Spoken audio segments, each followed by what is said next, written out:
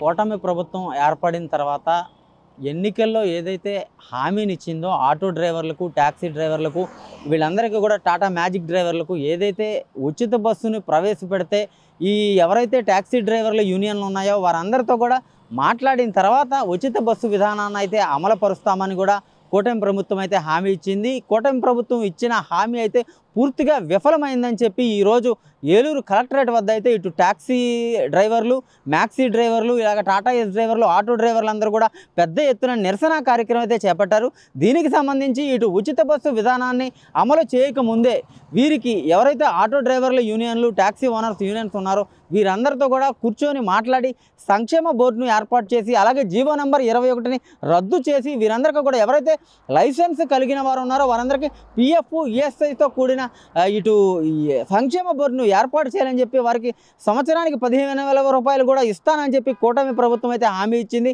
ఆ హామీని అంటే ఆగస్టు 15వ తారీఖున ఉచిత బస్సు విధానాన్ని మొదలు పెడుతున్నారు. అంటే మనకు కూడా హామీని ఇస్తారని కూడా వీరందరూ కూడా నమ్మిన పరిస్థితి అయితే ఉందని చెప్పి చెప్తున్న పరిస్థితి అయితే కనబడుతుంది. వీరితో ఈ కూటమి ప్రభుత్వం పూర్తిగా విఫలమయ్యి ఈ ఉచిత బస్సు విధానం వల్ల తమ జీవన విధానం మొత్తం కూడా పూర్తిగా స్పందించిందని చెప్పుకోవచ్చు. దీనికి సంబంధించి ఇప్పుడు ఆగస్టు 15వ తారీఖు నుంచి కూడా ఈ ఉచిత బస్సు విధానం మొదలుపెట్టిన దగ్గర నుంచి కూడా వారికైతే పనులు లేవని చెప్పి, కిరాయిలు లేవని చెప్పి వారైతే జీవనం సాగించడం కూడా చాలా కష్టంగా ఉందని కూడా వీరందరూ చెప్పే పరిస్థితి అయితే కనపడుతుంది. ఏదైతే కూటమి ప్రభుత్వం ఎన్నికల ముందు హామీ ఇచ్చిందో హామీని అమలు చేయమని డిమాండ్ చేస్తూ ఉన్నాం.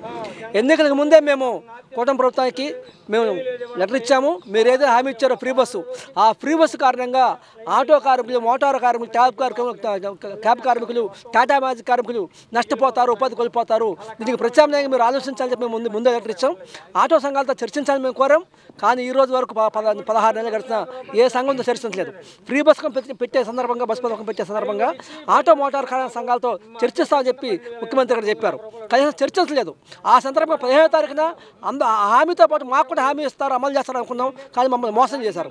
ఇవాళ 16 నెలలు గడుస్తున్నా మాకు ఇచ్చిన ఏ ఒక్క హామీ అమలు చేయకపోగా ఈరోజు ఫ్రీ బస్ పేరుతో మా అందరూ ఉపాధి కోల్పోయే రకం చేశారు, నష్టపరిచారు, మమ్మల్ని మోసం చేస్తూ ఉన్నారు.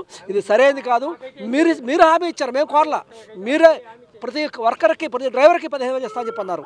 సంక్షేమ బోర్డు ఏర్పాటు చేస్తూ ఉన్నారు. అదే రకంగా జీవో నెంబర్ 21 రద్దు చేస్తూ ఉన్నారు.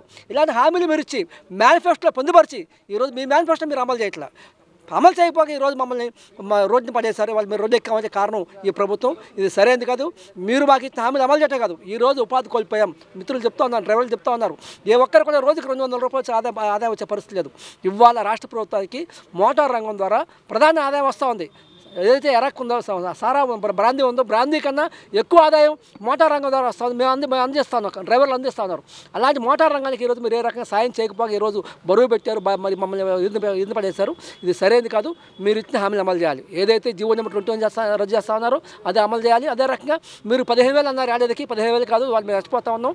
ప్రతి డ్రైవర్కి నెలకి 3,000 రూపాయలు పెన్షన్ వాళ్ళ రకం మేము డిమాండ్ చేస్తా ఉన్నాం. కార్మికులు కోరుతా ఉన్నారు. ఉపాధి కోల్పోతా ఉన్నాం కనుక ఆ కోల్పోయిన ఉపాధి నిమిత్తం మీరు పెన్షన్ రూపాయలు మమ్మల్ని ఆదుకోవాలని మేము డిమాండ్ చేస్తా ఉన్నాం.